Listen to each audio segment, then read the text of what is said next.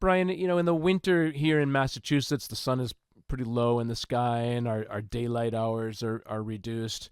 How much energy production can I realistically expect, on my solar panels during these months? That's a great question. We do get that a lot, right? So, um, the little joke here in New England is, you don't like the weather, wait 5 minutes. So we do get snow and we do have cloudy days in the winter, but we also have a lot of sunshine year round and in the winter. But you're absolutely right. Like sun is lower in the 42nd parallel in the northern hemisphere in the wintertime. And the daylight's shorter once we get to November with daylight savings in particular. It shortens up those days, but we model that, right? So the when we're guiding customers and talking about their production for the year on an annual basis, on a monthly basis, we're modeling that this house is exactly at this latitude and longitude. And then we're also looking at the roof pitch and shading and roofs, like all the pieces that create the science of the site to give us the indication of how much that site, with the given panels and all those pieces, that it will produce.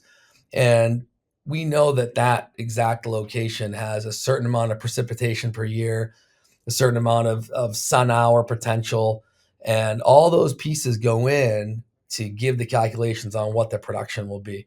So, although, yes, production in our part of the country in the wintertime is less, we know that, and it's all modeled for that. And fortunately, through our incentive programs, one being the most basic incentive of going solar, net metering, where we are when we overproduce for a given billing cycle on a monthly basis, we can get credits, and those credits can help offset future electric bills given the winter, for instance, right? Is where we're trying to do that. So um, it's it's really modeled for all those pieces. And although it is slower, we also have some in the wintertime. We also have some winters where we have relatively mild or low snowfall, and we've actually seen some Februaries, for instance, what was more the expectation what March would have been. So across our fleet, so we've been surprised. I think it was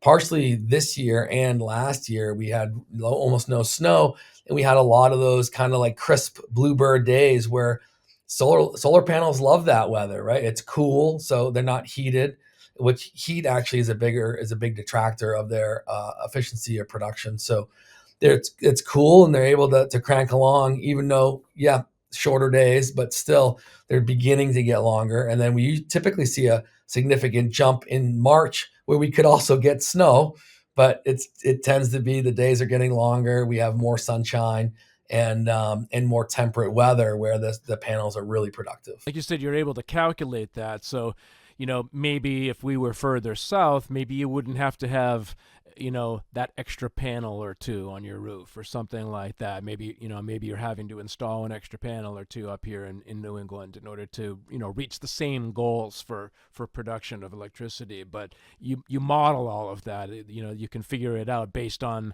your location and the angle that you're facing, towards south or whatever, or the pitch of the roof and all of those things. And then that goes into a calculation, and it determines how many panels you need to have on your roof to get to a certain goal, right? Absolutely. Yeah. Right. So in other parts of the country, like you get close to the equator, right? You get sun, a lot more sun opportunity, but it's also a lot hotter. And therefore the panels, it's actually heat's a problem, right? And then if we're talking about the Southwest, you're getting a lot of dust, and then soiling on the panels can be an issue. You got to wash the panels.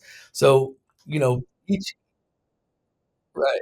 Each area. So that's another, people ask, "Do I need to clean my panels?" Like, nope, because the snow and the rain is gonna take the pollen off. Right? In our area, it's just the big pollen blooms. And for a couple days, you might have the panels look yellow, and then it rains and they're all gone. But generally speaking, they're maintenance free, and it's all modeled for the exact location of the home, and we know what it's gonna produce.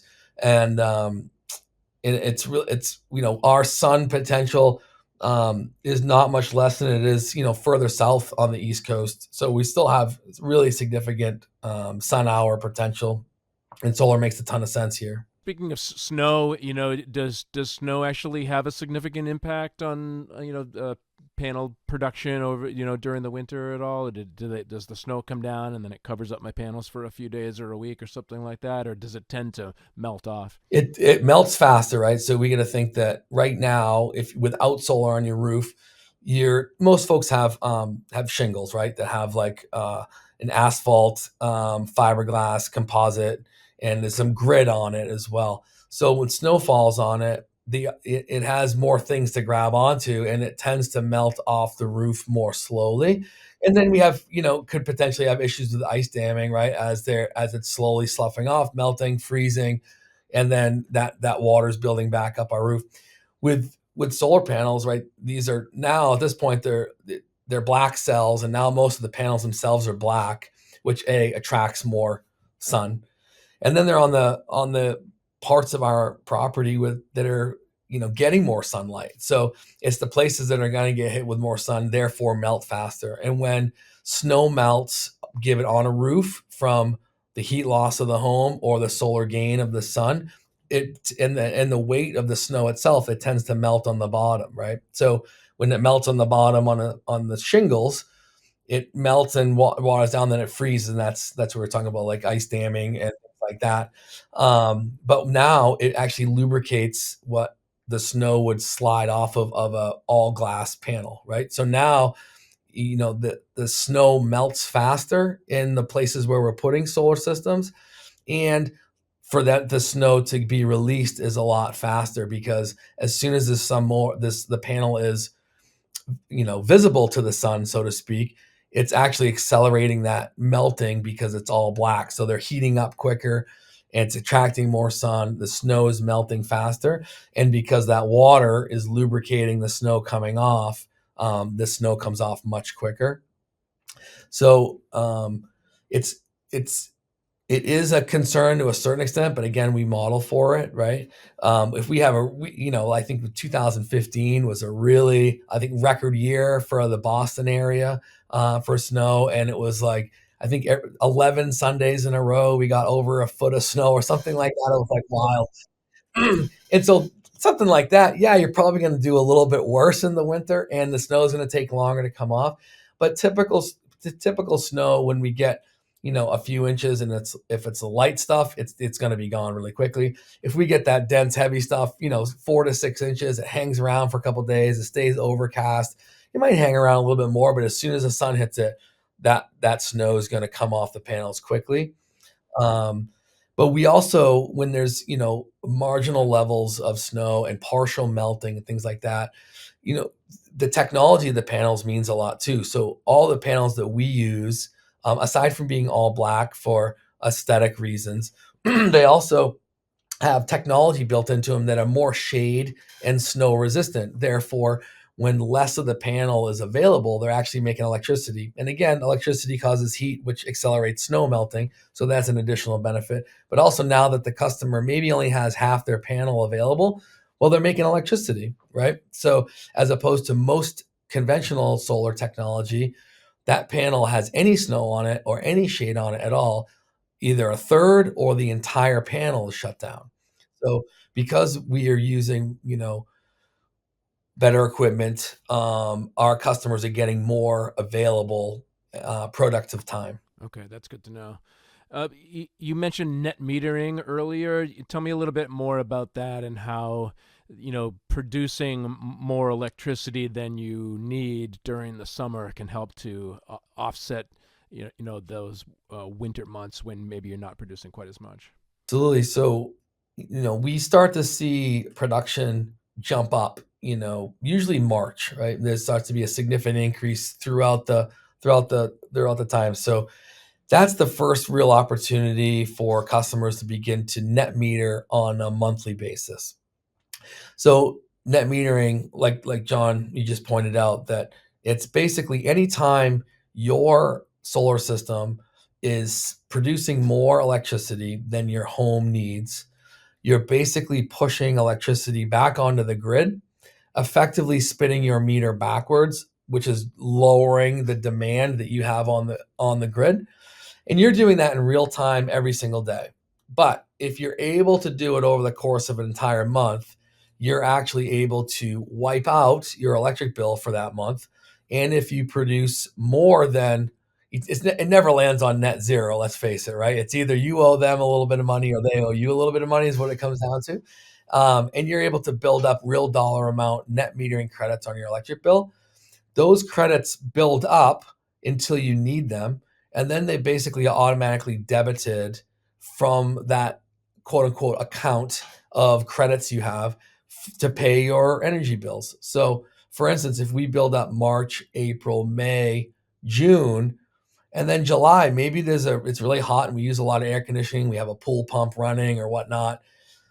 Maybe our solar system, albeit the peak of the production season, but isn't that our peak of our usage time with all those heavy load items to keep us comfortable in the hot days. So we might have a delta that we're not able to overcome with our solar system when we owe money to the utility for our electric bill on that given month. But we've had these bank of credits we built up.